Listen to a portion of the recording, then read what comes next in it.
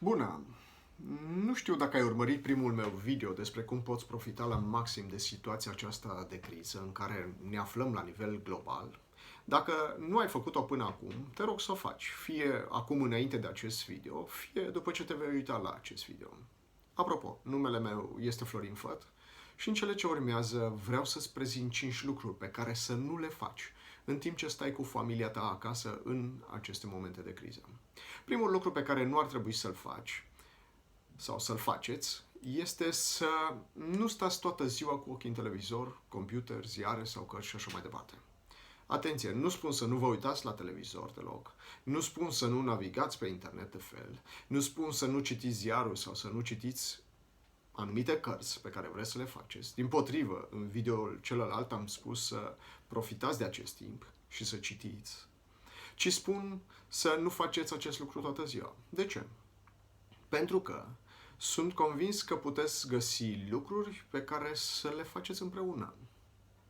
Dacă citiți împreună, este bine. Ca spre exemplu, un alt lucru pe care ați putea să-l faceți împreună este să vă jucați împreună.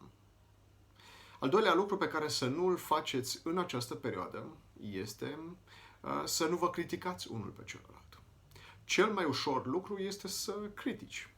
Să nu-ți placă una, să nu-ți placă cealaltă, să nu-ți placă mâncarea, să nu-ți placă cum sunt aranjate hainele sau casa, să nu-ți placă ce o zis soțul sau soția sau copiii și să începi să critici, să începi cu critica.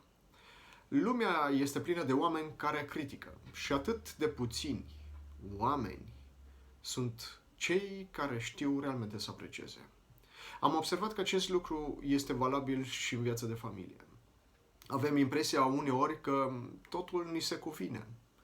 Și dacă, Doamne ferește, ceva nu se întâmplă așa cum aș vrea eu sau cum am vrea noi, sau cum ne-am închipuit noi, sau cum mi-am închipuit eu, atunci încep criticile. Dar ce-ar fi să profiți de acest timp și să înveți să-ți deprinzi un nou obicei, și anume acela de apreciere. Să înveți să apreciezi. Atitudinea de apreciere este ceva ce poate fi învățat. Profită așadar de acest timp și caută lucruri pe care să le apreciezi la soțul sau soția ta, sau poate chiar la copiii tăi, și să evitați, în aceste momente de criză, să vă criticați unul pe celălalt. Este mult mai ușor, mai ales acum, cu toată tensiunea aceasta, să critici decât să apreciezi. De aceea, încercați să nu vă criticați unul pe celălalt. Al treilea lucru pe care să nu-l faci în perioada aceasta este să nu te cerți, să nu vă certați unul cu celălalt. Evitați pe cât posibil certarea. Cunosc familii care atunci când sunt împreună nu știu să comunice unii cu ceilalți.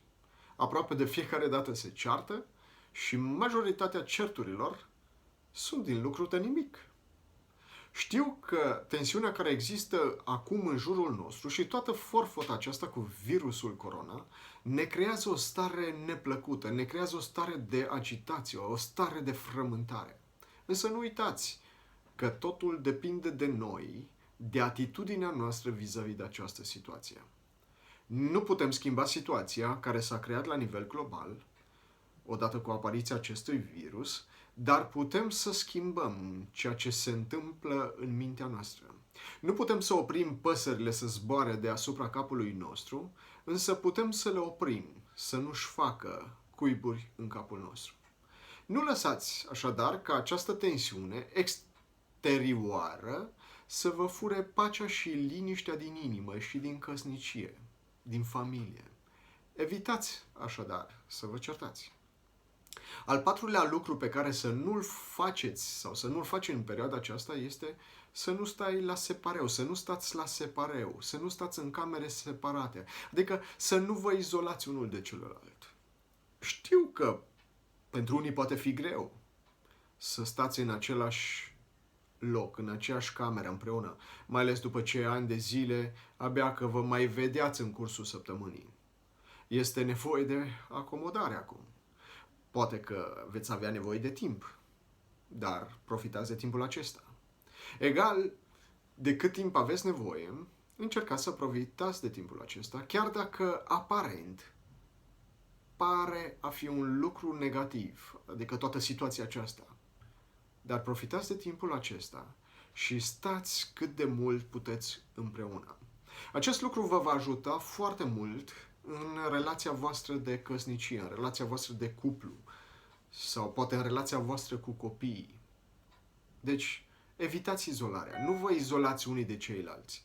Stați pe cât posibil, pe cât de mult posibil, stați împreună. Iar al cincelea lucru pe care să nu-l faceți în aceste momente de criză este să nu vă uitați sau să ascultați sau să citiți știrile acestea negative. Nu spun să vă izolați complet și să nu ascultați sau să nu vă uitați la știri, ci ceea ce vreau să spun este pe cât posibil să evitați toate știrile acestea negative, pentru că, 1. Oricum nu putem să schimbăm situația de criză care se creează. 2. Vă poluați mintea cu tot felul de gânduri negative. Știrile negative pot avea o influență negativă asupra stării voastre de sănătate. Vă poate influența, vă poate strica sănătatea. Dar veți zice acum, bun, să nu facem cu tare și cu tare lucru. Dar ce să facem în perioada aceasta? Care sunt, deci, lucrurile pe care să le facem? Despre lucrurile pe care poți să le faci, voi vorbi în video următor. Sper că am putut să-ți fiu de folos cu aceste gânduri. Îți doresc în continuare mult succes, multă sănătate. De ce? Pentru că este mai bună decât toate. Numai bine!